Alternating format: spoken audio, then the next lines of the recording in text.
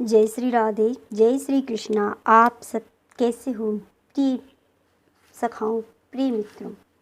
आप सब, ईश्वर की कृपा है कि आप सब अच्छे होंगे। आज मैं आपको पुरुषोत्तम मास का 23वां अध्याय सुनाऊंगी। इस अध्याय की सुनने मात्र से हमारे जीवन में बुरे कर्मों का नाश हो जाता है और हमें अच्छा कुछ करने की भगवान चेतना देते हैं। इसलिए हमें इन अध्यायों को अवश्य सुनना चाहिए और इनको श्रवण करके इनको अपने जीवन में, पुरुषोत्तम के महीने में, इस जीवन में इन सबको निभाना भी चाहिए। आज 23वें अध्याय में दृढ़धन्वा उपाख्यान राजा चित्रवाह, मणिग्रीव तथा मुनि उग्रदेव की कथा है। राजा दृढ़धन्वा बोले, हे मुनि श्रेष्ठ, पुरुषोत्तम मास में दीपदान का क्या फल है, सो कृपा कर मुझसे कहो। श्री नारायण बोले, राजा के विनम्र होकर पूछने पर वाल्मीकि मुनि बड़े हर्ष से मुस्कुराते हुए बोले, हे राजा दृढ़धन्वा, पापनाशिनी कथा सुनो, जिसको सुनने से 5 प्रकार के महापातक नाश हो जाते हैं। सौभाग्य नगर में चित्रवाह नाम का राजा रहता था। वह सत्य प्रत्येक, महाबुद्धिमान, सूरवीर, क्षमाशील, सब धर्मों का जानने वाला, शांत रूप, दया से युक्त, पूजनीय, भगवान का भक्त, कथा सुनने में तत्पर, सदा अपनी पत्नी से प्रेम रखने वाला, पशु एवं पुत्रों से युक्त, चतुरंगिनी सेना वाला, कुबेर के समान धनी था। उसकी 64 कलाओं से युक्त प्रतिव्रता स्त्री, महाभाग्यवान, भगवान भक्ति में रहने वाली चंद्रकला रानी थी। उस चंद्रकला रानी के साथ राजा पृथ्वी के सुख भोगता था। वह श्री कृष्ण के अतिरिक्त दूसरे देवता को नहीं जानता था। एक दिन राजा चित्रवाहु ने मुनि श्रेष्ठ अगस्त्य मुनि को दूर से ही आते हुए देखकर दंडवत प्रणाम किया और उनकी पूजा कर भक्ति सहित आसन बिछाकर मुनिवर के आगे बैठ गया तथा विनय पूर्वक बोला कि आज मेरा जन्म सफल हुआ, आज मेरा राज्य और महल सफल हुआ, जो आप श्री कृष्ण के सेवक मेरे भवन में पधारे। आज आपके दर्शन से मैं पापों से छूट गया। अतः हाथी, रथ, घोड़ों, पैदल सेना सहित राज्य आपकी भेंट है। हे मुनि श्रेष्ठ, आप वैष्णव हो, इससे मैंने सब कुछ आपको दिया, क्योंकि वैष्णव को दिया वह थोड़ा दान भी सुमेर पर्वत के समान हो जाता है।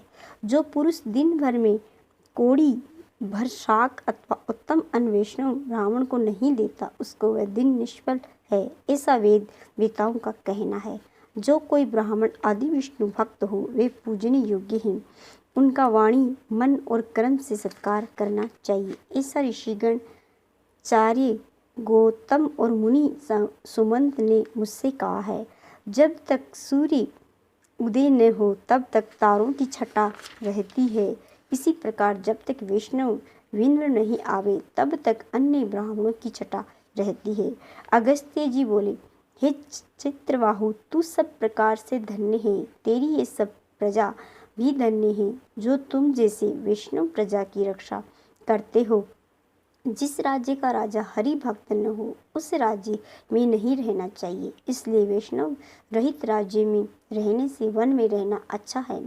जैसे नेत्रहीन शरीर, पति के बिना स्त्री और निरक्षण ब्राह्मण निंदनीय है, वैसे ही वैष्णव रहित देश निंदनीय है। जैसे दांत बिना हाथी, पंख बिना पक्षी और 10वीं विद्या दासी एकादशी की स्थिति होती है, वैसे ही वैष्णव बिना राज्य है। जैसे कुश रहित संध्या, तिल के बिना तर्पण, जीविका के लिए देव सेवा होती है, वैसे ही अवैष्णव राजा का देश है। जैसे केश संवारने वाली विधवा स्त्री, स्नान रहित व्रत करने वाला और ब्राह्मणी से संभोग करने वाला शूद्र निंदनीय है, वैसे ही वैष्णव बिना राज्य है। विद्वानों ने राजा वही कहा है जो श्री कृष्ण भगवान के चरणों का आश्रित हो, उसी का राज्य दिन प्रतिदिन बढ़ता है और उसी की प्रजा सुख भोगती है। हे राजन, आपके दर्शन से मेरी दृष्टि सफल हो गई। आपके साथ वार्तालाप करने से आज मेरी वाणी सफल हो गई। आपके साथ बैठकर मेरा मन गदगद हो गया। हे राजन, मेरी आज्ञा है, अब इस राज्य का शासन तुम करो।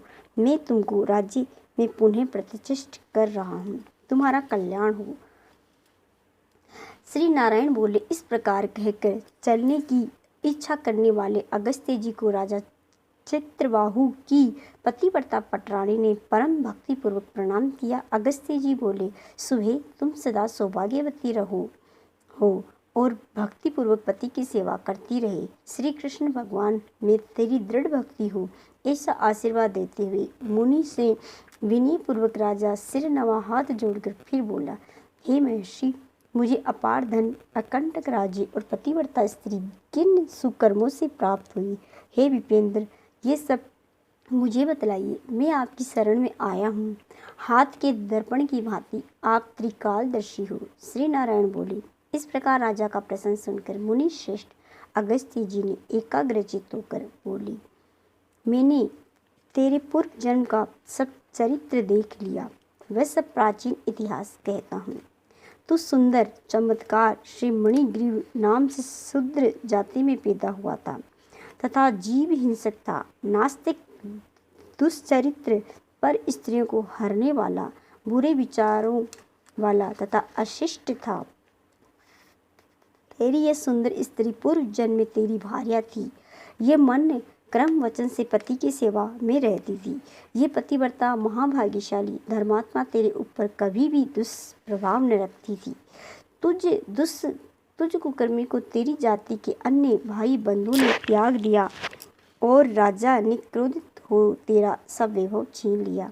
बचा हुआ जाति के लोगों ने छीन लिया। संपत्ति के चले जाने पर तुझे बड़ी भारी धन की इच्छा हुई, किंतु निर्धन होने पर भी तुझको तेरी इस पतिव्रता स्त्री ने नहीं त्यागा। इस प्रकार भाई बंधु से तिरस्कृत हो तू निर्जन वन में चला गया। हे महीपते, उस वन में तू अनेक पशुओं को मारकर अपनी स्त्री सहित जीवन निर्वाह करता रहा। एक दिन मणिगिर्व धनुष उठाकर मृग का मांस खाने की इच्छा से सर्पों और मृगों से युक्त वन में गया। हे राजन, उस निर्जन वन में महामुनि उग्रदेव दिशा भूल जाने के कारण इधर उधर भटकने से व्याकुल हो रही थी। तेज दोपहर की गर्मी के कारण प्यास के मारे व्याकुल होकर वे वहां गिर गए और अचेत हो गए। तब भूले हुए दुखित ब्राह्मण को देखकर तुझे दया आ गई। उसे उठाकर अपनी पीठ पर लादकर तू अपनी कुटिया में ले गया। उस दुखित ब्राह्मण की तुम दोनों स्त्री पुरुष ने बहुत सेवा की। जब महायोगी उग्रदेव को 2 घड़ी बाद चेत हुआ तो वे आश्चर्य में पड़ गए और बोले, मैं वहाँ था, मुझे यहाँ कौन लाया? श्री नारायण बोले। मणिग्रीव उस ब्राह्मण से बोला, हे ब्राह्मण, यहाँ सुंदर तालाब है, उसमें कमलनी पुष्प से सुगंधित शीतल जल में स्नान कर मध्याह्न कालीन क्रिया करके आप पलहार कर श्रेष्ठ शीतल जलपान करें। पश्चात आप सुखपूर्वक विश्राम करें। आप जैसे भगवत भक्त मेरा करने योग्य हैं। अगस्त्य जी बोले। तब उग्रदेव शर्म रहित चैतन्य हो मणिग्रीव की बात सुनकर प्यास की बेचैनी के मारे उठ बैठे तथा उग्रदेव मणिग्रीव की भुजा पकड़कर तालाब के किनारे गए और वट वृक्ष से शोभित उसके तट पर बैठ गए। ब्राह्मण ने बड़ की छाया में क्षण मात्र विश्राम करके स्नान किया और नित्य कर्म करके वासुदेव का पूजन किया। फिर उग्रदेव ने देव पितरों को तर्पण करके शीतल जल पिया।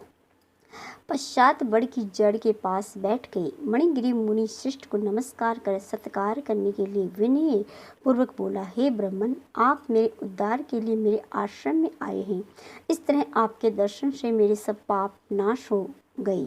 फिर मणिग्रीव ने बड़े प्रेम से अपनी स्त्री से कहा, हे सुंदरी, जो जो आश्रम में स्वादिष्ट पके हुए आम्र आदि के फल हो उनको जल्दी लाओ, देर मत करो, और जो भी कुछ कंदमूल फल हो उनको भी ले आओ।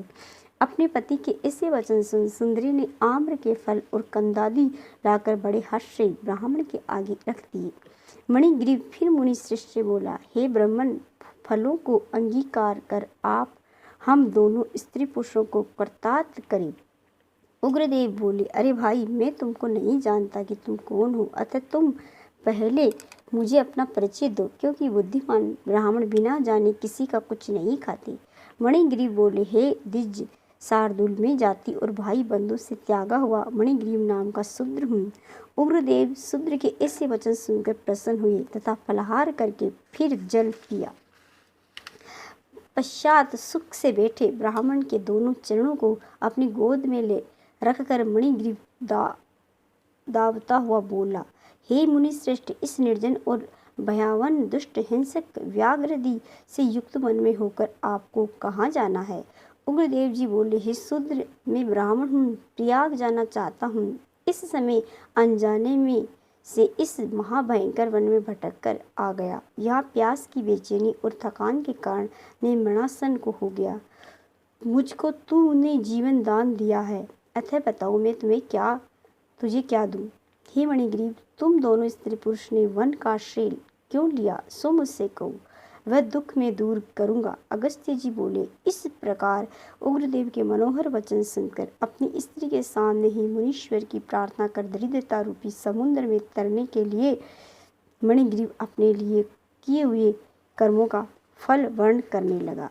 तो ये था पुरुषोत्तम मास का 23वां अध्याय। आपको ये कैसा लगा? अगर आपको महात्म्य पसंद आया तो मेरे चैनल को लाइक करें, शेयर करें, सब्सक्राइब करें। आपका बहुत बहुत धन्यवाद।